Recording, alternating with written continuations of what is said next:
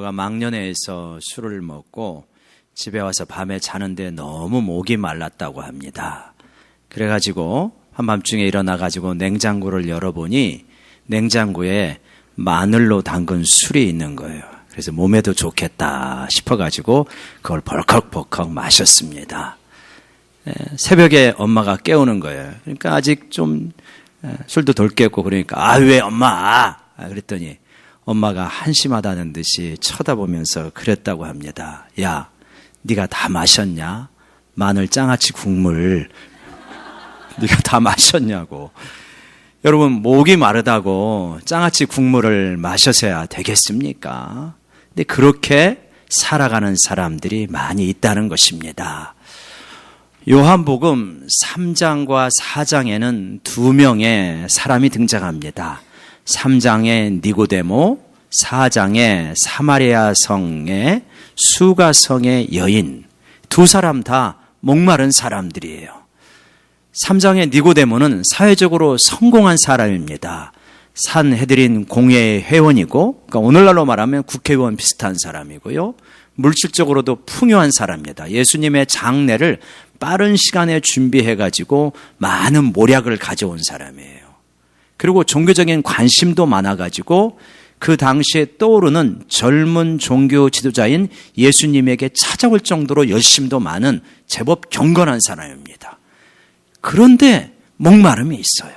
뭔가 해소되지 않는 내면의 갈증이 있어서 한밤중에 예수님을 찾아옵니다. 그래가지고 당신은 하나님께로부터 오신 분이 분명합니다. 하나님께로 오시지 않았으면 이런 표적이 없을 것입니다. 이렇게 이야기를 시작합니다. 그보다 더 목마른 사람이 우리가 읽은 요한복음 4장에 나오는 이 여인입니다. 이 여인은 남편이 5번이나 바뀌었다. 지금 6번째 남편하고 살고 있다고 이야기를 전해줍니다. 어떻게 이렇게 되었을까?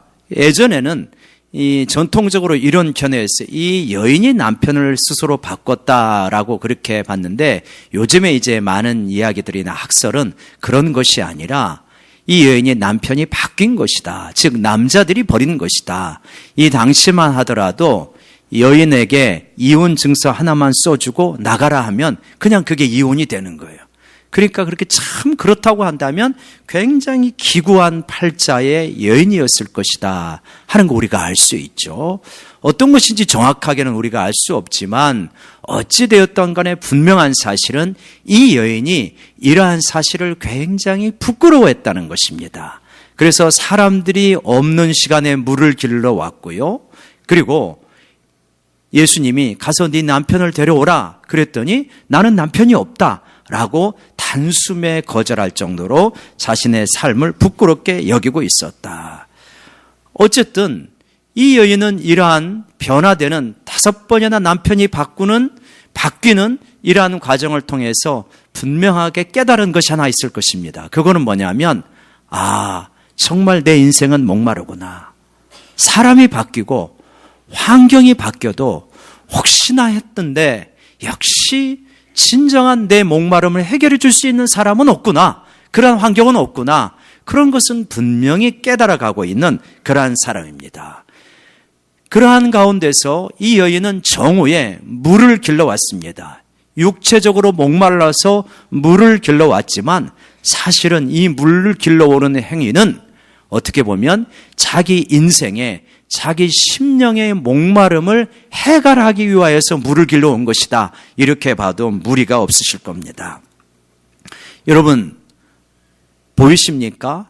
한밤중에 예수님을 찾아온 니고데모 그리고 정오에 예수님이 찾아간 여인 둘 다 가지고 있는 공통점은 목마름이다. 그 마음속에 자기 인생에 대해서 채워지지 않는 무엇인가 그 갈증이 해결되고 있지 않는 것입니다. 그래서 예수님과 이 여인이 이야기를 나누다가 예수님이 그렇게 말합니다. 네가 이 샘물에서 이 물을 떠서 마신다 할지라도 다시 목마를 것이다. 그러나 내가 주는 물을 마시면 영원히 목마르지 않는다. 그리고 그 물은 당신 안에서 영생하도록 솟아나는 샘물이 될 것이다. 기가 막힌 말씀이죠. 이 세상에 어떤 물을 마신다 할지라도 다시 목마를 수밖에 없지만 예수님이 주시는 물을 마시면 목마르면 다시는 목마르지 않는 진정한 해갈의 역사가 일어나게 될 줄로 믿습니다. 그러니까 이 여인에게 이게 막 꽉꽉 소리처럼 아주 그냥 놀라운 소리로 들렸을 거예요. 그래가지고 그러면 나한테 이 물을 주십시오. 그랬더니 예수님이 뜬금없이 확 주제를 변환시키십니다. 가서 네 남편을 데려와라. 네 남편을 데려와라. 이것은 여인에게 굉장히 충격적인 일이죠. 그죠? 아니, 내 남편이 5번이나 바뀌었는데 어떻게 내 남편을 데려오라고 하느냐? 그래서 나는 남편이 없다고 그럽니다. 그러니까 네가 남편이 없다는 말이 옳도다. 네가 남편이 5번이나 바뀌었고 지금 살고 있는 사람도 너의 남편이 아니다. 이렇게 말씀하십니다. 남편의 문제는 이 여인이 피해가고 싶은 주제입니다. 아킬레스건입니다. 자기의 내용을 아는 사람은 어쩔 수 없지만 모르는 사람에게는 이 주제만 나오면 슬그머니 화제를 돌리는 그런 내용이에요. 우리에게도 그런 주제가 있을 수 있습니다. 예를 들어서 우리 아버지가 알코올 중독자였다. 그러면 아버지 이야기만 나오면 주제를 돌리는 거예요. 자녀 이야기로 혹은 요즘 탄핵 이야기로 주제를 돌리는 것입니다. 얼마든지 그럴 수 있잖아요. 그러니까 이 여인의 문제는 바로 그런 문제였어요. 그런데 예수님이 그 문제를 꺼내십니다. 왜냐? 네가 영원하도록 솟아나는 샘물을 진짜 생수를 마시려면 이 문제를 꺼내놔야 된다. 이 문제를 해결을 받아야만이 너는 영원히 목마르지 않는 그 물을 생수를 마실 수 있다. 그래서 그 문제를 꺼내놓으시는 겁니다. 제가 잘 아는 우리 형님 목사님으로부터 들은 이야기인데 알래스카에 있는 한 교회 이야기입니다. 알래스카 영사관에 그 한 자매가 근무를 하고 있는데 한국에서 아버지가 딸을 보러 왔습니다. 딸을 보러 왔는데 이 자매는 믿음이 좋으니까 아버지에게 늘 전도를 해왔는데 아버지가 거부하는 거예요. 근데 이제 아버지가 오는데 때마침 부흥회가 열리니까 교회 식구들에게 부탁을 합니다. 우리 아버지가 오는데 기도 좀 많이 해주세요. 이번에 꼭 예수님 만나도록 기도해 주세요. 그리고 이제 아버지가 도착했습니다. 그래서 아버지한테 부탁을 합니다. 아버지, 우리 교회에서 굉장히 좋으신 목사님이 오셔서 부흥회 하는데 같이 가셔요. 거부를 하는데 딸이 굉장히 부탁을 하고 알래스카 와가지고 할 일도 없고 그러니까 이제 부흥회에 참석을 했습니다. 부흥회 왔는데 마지못해 끌려오신 분들 있잖아요. 그 표정들, 떡떠름하고 씹은 것 같은 그 표정들 갖고 맨 뒤에 앉아가지고 팔짱 끼고 다리 꼬고 그래가지고 이제 예배를 드리는데 얼굴이 새카마시더래요. 그리고 굉장히 어둡더래요. 그래서 교회 식구들은 그 모습을 보면서 아이고 저분이 은혜를 받아야 될 텐데 딸이 저렇게 간절히 기도하는데 이제 그렇게 기도하는 심정으로 부흥회를 참석하고 있습니다. 하루가 지났습니다. 이틀이 지났습니다. 전혀 요지부동입니다. 이제 마지막 집회가 되었어요. 마지막 집회에서 역사가 많이 나타나지 않습니까? 마지막 집회가 되었고 말씀을 전하고 이제 같이 기도합시다. 그러면서 이제 반주 소리가 울려 퍼지고 같이들 주여 하면서 기도하는데 갑자기 뒤에서 막 짐승이 우는 소리 같은 이상한 소리가 들리는 거예요. 그 60대 아저씨신데 엉엉 우시는 거예요. 마치 우리에 갇힌 짐승처럼 이분이 울고 있는 거예요. 그래서 아이고 저분이 은혜를 받았는가 보다. 이제 강사님이 마무리 기도를 하고 혹시 이번 집회에서 은혜 받으신 분 있으면 나와서 간증하시겠습니까? 그랬더니 이분이 손을 들고 또박또박 앞으로 나오는 거예요. 그러면서 저는 그동안 딸이 교회를 가자고 해도 교회를 안 갔습니다. 아니, 못 갔습니다. 저는 베트남 참전 용사입니다. 저희 부대는 베트남에서 참 베트남 사람들에게 못할 짓을 많이 했습니다. 그리고 베트콩들에게 포위가 돼가지고 교전을 하다가 저 혼자 살아남고 우리 부대원들이 다 죽었습니다. 나는 그거를 생각할 때마다 저녁에 잠을 잘 수가 없다는 거예요. 술을 먹지 않고는 잠을 잘 수가 없다는 거예요. 그래서 그분이 그렇게 까만 것이 간이 안 좋아서 그렇게 된 거예요. 그래서 내가 이런 문제를 가지고 있는데 누구한테 이야기를 할 수 있으며 딸에게도 이런 이야기를 못 한다는 거예요. 그러면서 그렇게 나는 그냥 이렇게 살아갈 수밖에 없구나. 내 운명을 참 나의 그 가혹한 운명을 저주하면서 살았는데 오늘 말씀을 들으면서 예수님께서 내 죄를 다 사해 주셨다는 이야기를 듣고 내가 이 예수님 앞에서 이 죄를 용서해 달라고 고백하면서 자유를 얻었습니다. 죄사함의 확신을 얻었습니다. 그런 식으로 간증을 한 것입니다. 그때 교회에 있는 많은 사람들이 깨달았다 그래요. 아, 사람의 표정이 저렇게 짧은 순간에 바뀔 수 있구나.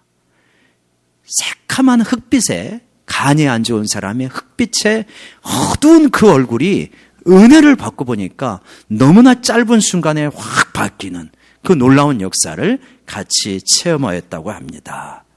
여러분, 이분에게는 그런 끔찍한 일이었지만 우리에게는 그런 정도는 아니죠.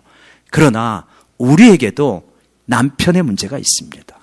가서 내 남편을 데려와라 했을 때 나는 남편이 없어요. 말할 수밖에 없는 숨기고 싶은 그런 이야기. 우리 가정의 흑역사, 내 개인의 흑역사가 있는 거예요. 숨길 수 없는 어떤 숨기고 싶지만 결국은 알게 모르게 이렇게 묻어나는 어떤 나의 열등감, 나의 낮은 자존감, 어떤 음란함, 시기와 질투, 말할 수 없는 어떤 그 표독한 마음들, 그런 것들이 우리 안에 있을 수 있는 거예요. 이런 부분을 가지고 있으면 생수가 안 생기는 거예요. 아무리 예수님을 만나도 생수가 안 터져요. 예수님을 만날 수도 없고 생수가 터지지 않습니다. 그래서 예수님께서는 가서 내 남편을 데려와라. 너 이 문제 끄집어내야 된다라고 말씀하십니다. 여러분, 우리도 그런 문제가 있거든. 예수님 앞에 이 문제를 다 내어놓으시기를 원합니다. 예수님 앞에 내어놓으시면 예수님께서 이 문제를 가지고 가십니다. 그리고 해결해 주십니다. 그리고 새롭게 우리를 변화시켜 주시는 줄로 믿으시기 바랍니다.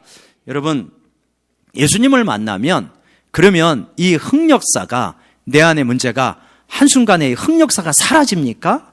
안 사라집니다. 예수님을 만났다고 이 남편을 5번 바뀐 이 사실이 바뀌어지지 않잖아요.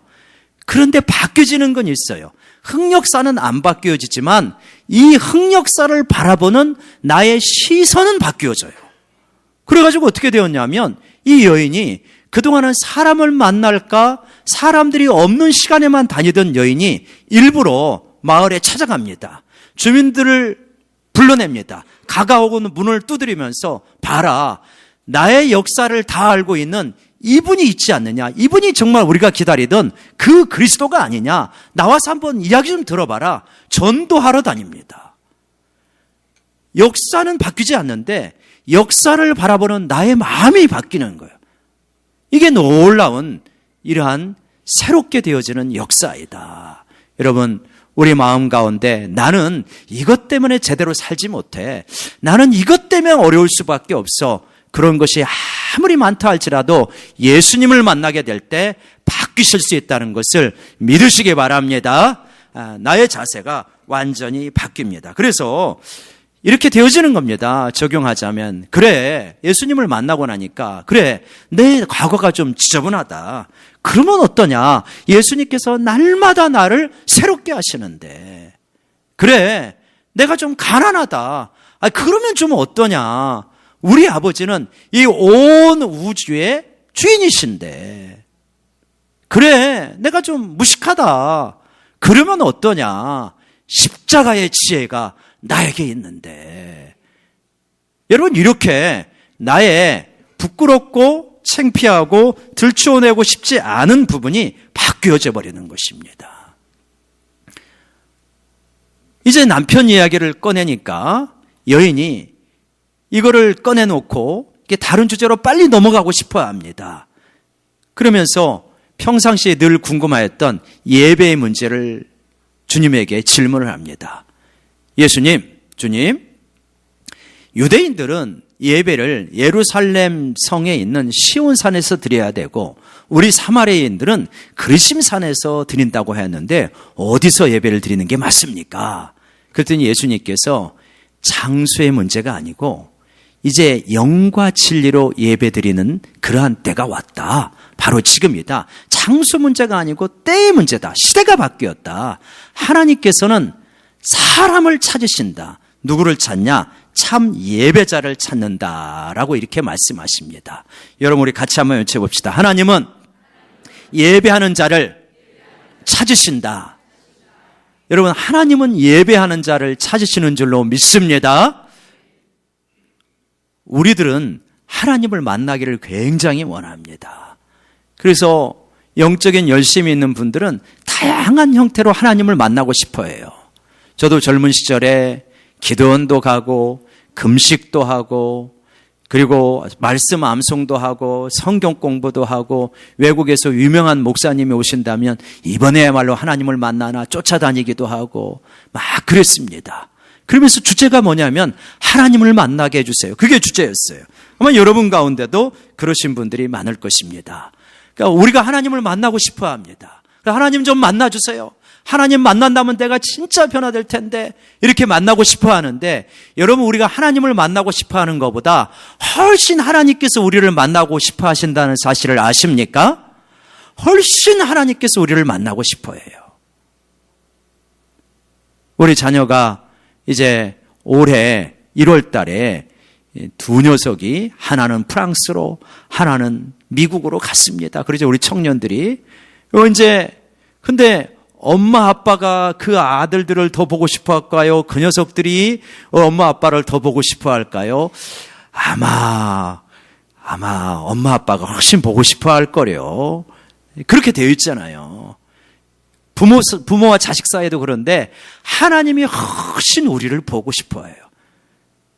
근데 어떤 사람을 하나님이 만나주시냐는 거예요. 어떤 사람을? 분명히 답이 있어요. 어떤 사람을 만나주시냐면 영과 진리로 예배하는 사람을 만나주신다는 거예요. 그래서 그 만남이 이루어질 때 하나님이 우리를 만나고 싶어하고 우리도 하나님을 만나고 싶어해서 그 만남이 이루어지게 될 때 그때 하나님이 크게 영광을 받으시고 기뻐하십니다.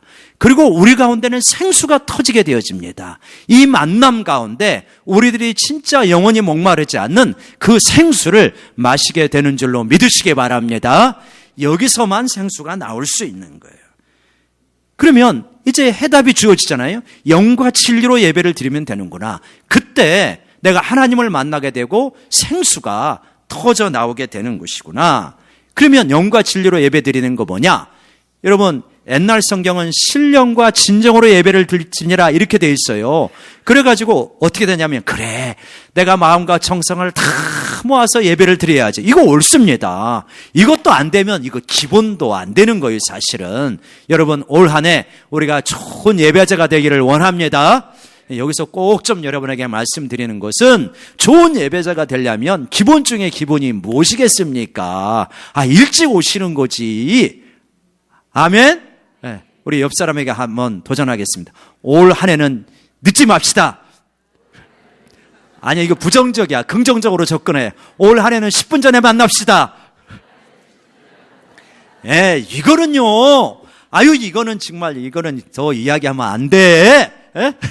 이렇게 그냥 예배 시간 늦는 것 때문에 제가 이렇게 말씀을 전하는 그런 수준의 믿음을 우리가 가져서는 안 되는 거예요. 그죠? 이거는 기본 중에 기본이니까, 올해는 꼭 일찍 오자. 이거 습관입니다. 이건 당연한 거예요. 자, 근데 요거 말하는 게 아니고, 그러니까 마음과 정성을 모아서 예배를 드리는 게 말하는 게 아니고 그거는 필요하지만 그게 아니고 여기서 정말 중요하게 말씀하는 거는 뭐냐면 영으로 예배를 드린다는 거예요. 영으로. 이게 뭐냐? 조금 어려운데 마지막 포인트니까 잘 들어보시기 바랍니다. 요한복음 3장 6절에서 예수님께서 니고데모를 만나가지고 뭐라고 그러시냐면 육으로 난 것은 육이요 영으로 난 것은 영이다 이렇게 말씀하셔요. 좀 어려워요. 육으로 난 것은 육이요, 영으로 난 것은 영이다. 그러면서 또 그 앞에서 무슨 말씀을 하냐면 네가 거듭나야 하나님 나라를 볼 수 있다, 그런 말씀을 하셔요. 거듭난다라고 번역이 되어 있는데 이 말은 다른 번역으로는 어떻게 되었냐면 위에서 난다, 이렇게도 번역이 되어 있어요. 그러니까 땅에서 육신으로 나는 것은 다 육적인 거예요. 그러나 위에서 영으로 나는 것은 영적인 것이라는 말씀이에요. 이거를 거듭난다 말이에요. 그러니까 무슨 말이냐면 이 땅에서 내 육신적으로 의지와 지성과 감성과 좋은 교훈과 이런 걸 통해서 아무리 열심을 하더라 할지라도, 열심을 낸다 할지라도 그것은 육적인 것이다, 이러는 것이요. 이 세상에 육적인 열심을 가지고 기도하는 분들 많습니다. 예를 들어서 하나님을 모르고, 옛날에 우리네 할머니들은 이 아침에 새벽에 일어나가지고 이 겨울에도 얼음 깨가지고 그걸로 찬물로 목욕을 하고 정화수를 떠놓고 빌었잖아요. 우리 아들 과거에 급제하게 해달라고, 우리 아들 잘 되게 해달라고. 아무리 얼음물을 깨가지고 목욕 재개하고 기도를 해도 그건 육적인 거예요. 그런 곳으로는 하나님을 만나지 못한다고 말씀하시는 거예요. 스님들이 우리보다 구도의 정신이 굉장히 강한 분들 많습니다. 면벽 수도할 때 벽을 바라보면서 눕지도 않고 10년 동안 수행을 하는 거예요. 의지적으로는 굉장히 대단하지 않습니까? 가르침도 뛰어나잖아요. 그렇지만 그렇게 해가지고는 그게 육에서 난 것이기 때문에 이 하나님 앞에 드려지는 것이 아니고 하나님을 만날 수 없다는 거예요. 그것은 이 땅에서 난 것입니다.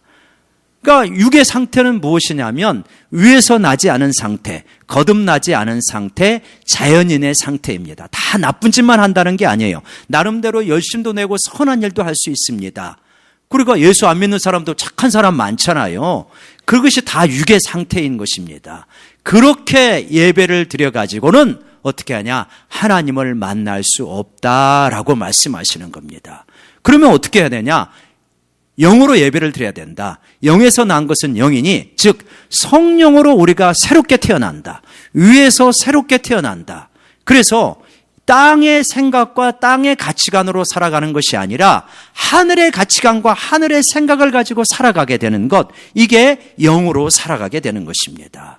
그러니까 육으로 살아가는 것은 이 땅에 세상적인 가치관과 목표를 가지고 살아가는 것입니다. 내 뜻도 있어요. 내 계획도 있습니다. 전부 악한 것만 아닙니다. 내 뜻과 내 계획과 내 욕심과. 그러나 이 세상의 것들을 관통하는 원리가 있다는 거예요. 그 원리가 무엇이냐?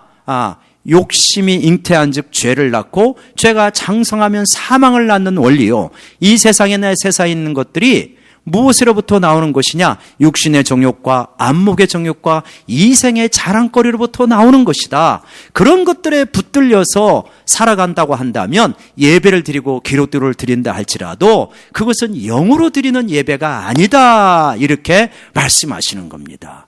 그러면 영으로 드리는 예배는 무엇이냐? 하늘의 가치관과 하늘의 목적을 가지고 살아가는 것이다. 이 땅의 일을 소홀히 한다는 게 아니라 우리가 똑같은 일을 한다 할지라도 하나님을 의식하면서 하나님의 지배를 받으면서 성령의 지배를 받으면서 하나님의 뜻을 따라 살아가는 것, 이게 영으로 예배를 드리는 것입니다. 그래서 로마서 12장 1절 하반절에 너희 몸을 하나님이 기뻐하시는 거룩한 산 제사로 드려라. 이것이 너희가 드릴 영적 예배다. 몸을 드리라는 거예요. 그러니까 몸을 드리는 게 뭐 이거 불살른다 그런 말이 아니고 몸으로 하는 일상의 삶들을 하나님이 받으실 수 있게 살아가라. 그래야 그것이 진정한 예배가 되어진다. 이렇게 말씀하시는 겁니다. 여러분, 제가 이 이야기를 할지 상당히 조심스러운데 혹시 새겨서 들으시기 바랍니다. 금요일 날 저녁에 이제 신방을 하고 금요 기도회 직전에 잠깐 이제 사무실에 쉬고 있는데 목사님이 문을 놓고 하고 왔어요. 누가 인사하러 왔다고. 그래가지고 일어나서 이렇게 보니까 K 집사님이란 분이 오셨어요. 그래갖고 우리 교회에 와서 이제 예배를 드리시고 그러셨던 분인데 내일 미국으로 떠나신다는 거예요. 내일 미국으로 떠나신다고. 그러면서 아유 그러시냐고 너무 고맙다고 인사하셔서 그러면 잘 가시라고. 근데 와서 기도라도 하고 가죠. 그랬더니 복장이 그렇다고 그냥 이렇게 서서 기도를 하시자 그러는 거. 그래서 제 방에 이제 서서 기도를 이렇게 하고 가서 이제 잘 하시라고 그랬습니다. 그랬더니 이제 기도를 받고 저한테 봉투를 주시는 거예요.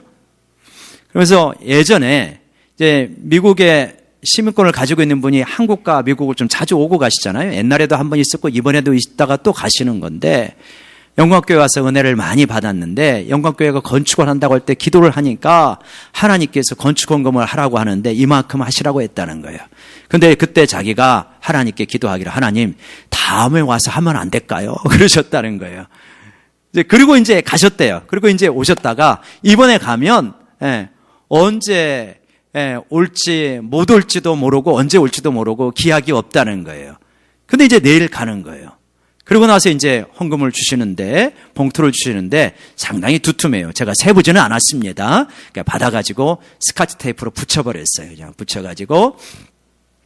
그리고 이제 보내는데, 기도해서 보냈는데 이제 다음 날 이제 아이고 오늘 가시는가 생각이 나서 전화를 했더니 전화기가 이제 차단이 됐더라고요. 그래서 통화는 못했습니다. 여러분, 까짓것 하나님이 감동을 주셨어도 무시할 수도 있잖아요. 나는 내일 미국으로 가면 되잖아요. 그러면 뭐 누가 알겠습니까?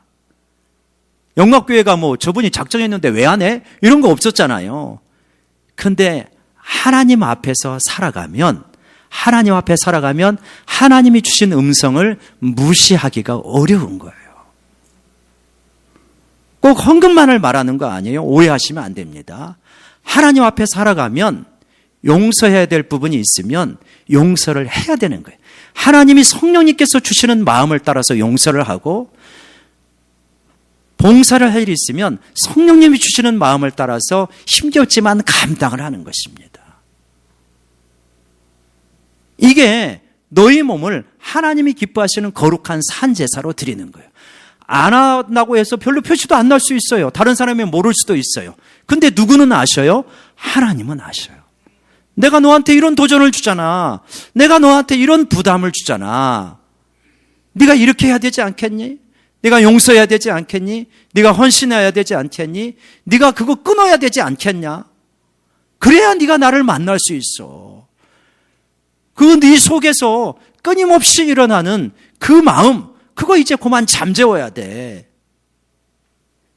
이렇게 성령님이 우리 안에 와 계시기 때문에 성령님의 음성, 우리 양심을 통하여서 울려 퍼지기가 쉬운, 자주 그런 경우가 있는 성령님의 음성에 내가 지배를 받고 순종하게 되어질 때, 차츰차츰 그 영역이 많아지게 될 때 어떻게 되어집니까? 하나님을 영으로 예배하는 거고, 영으로 예배할 때 하나님과 우리와의 만남의 스파크가 터지게 되어지는 줄로 믿습니다. 그러면 어떻게 되어지냐면 차츰차츰 내 안에서 생수가 흘러나온다는 것을 느껴요. 억지로가 아니라 하나님의 다스림을 자꾸 받고 성령님의 다스림을 받으면 자유가 커지고요, 평화가 커지고요, 부인할 수 없는 것, 기쁨이 커지게 되는 줄로 믿습니다. 그래서 내 배에서 생수의 강이 흘러나오게 되는 것입니다. 여러분, 올 한 해 예배하는 자를 찾으시는 이 하나님을 만나시기 바랍니다. 어떻게 해요? 내가 영으로 예배를 드리는 것입니다. 즉 내가 거듭나고 위로부터 태어나고 내 뜻과 내 욕심으로 세상적인 방식을 따라서 살아가는 것이 아니라 하늘의 뜻과 하늘의 가치관과 하늘의 목표의식을 가지고 살아가는 것입니다. 그리고 내 안에서 역사하시는 성령의 지배를 받으시는 겁니다. 그러면요, 생수를 맛보게 되어집니다. 기쁨을 맛보게 되고 평화와 자유를 맛보게 되어집니다. 여러분, 이 생수를 실제적으로 우리 안에서, 심령 안에서 맛보시는 올 한 해가 되시기를 주의 이름으로 간절히 축원합니다. 축원합니다.